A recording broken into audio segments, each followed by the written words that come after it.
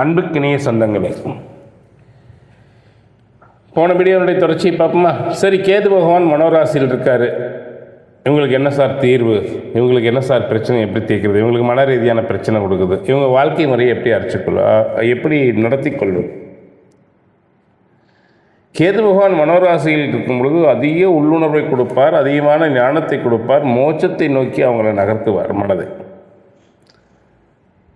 அப்போ இவங்களுக்கு மன ரீதியாக ரொம்ப ஒரு கஷ்டத்தை கொடுத்து, மன ரீதியாக மனம் ரொம்ப சில பேருக்கு மனப்பேதமே வந்துடும்.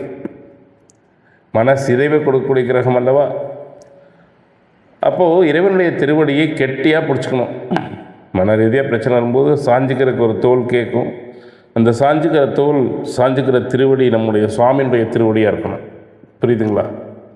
அவரவருக்கு பிடித்த தெய்வம். அப்போது எப்படி வாழணும் அப்படின்னா, இந்த நீர் மண்ணிற்கு வந்து அது சூரிய என்ன பார்த்தாலும் என்ன ஆகுது? நீர் மண்ணுக்கு வருது, சூரிய வெப்பம் வருது, வெப்பத்தால் மீண்டும் ஆவியாகி மீண்டும் வந்த இடத்துக்கே போகுது. இதுதாங்க மோட்சம். நம்மெல்லாம் பிறக்கிறோம், நம்ம வாழ்க்கையில் அடிபடுறோம். சூரிய வெப்பம் என்பது இறைஞானம். இறைஞானத்தால் நம்ம வினைகள் கழிந்த உடனே எப்படி இந்த மழைநீர் ஆவியாகி மோட்சமாகிறதோ அதுபோல் நம்ம வாழ்க்கையும் முடிஞ்சு போயிடும்.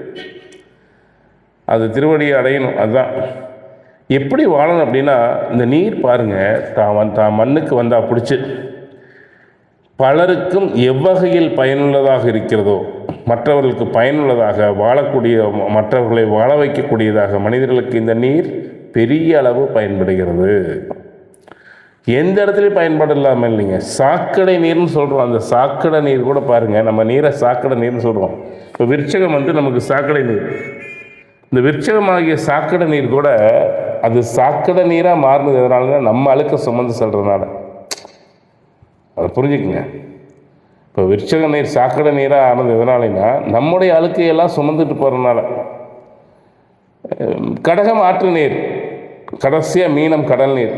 கடலில் இருந்து நீர் ஆவியாகி மோட்சத்துக்கு போயிடுது. இது மோட்ச ராசி.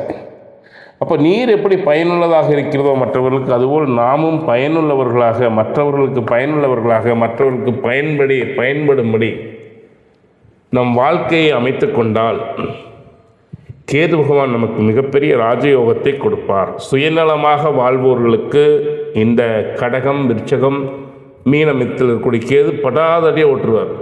நீங்கள் மற்றவர்களுக்கு பயன்படும்படி நீரை போல வாழ்ந்து கொண்டால், நீர் ஒரே இடத்துல தங்காது, அது பாட்டுக்கு போயிட்டே இருக்கும். எதன் மேலேயும் பற்று இல்லாமல் நீரை போல வாழ்ந்து கொண்டால் நீங்கள் அற்புதமான வாழ்க்கையை வாழலாம். கேது பகவான் ராஜயோகத்தை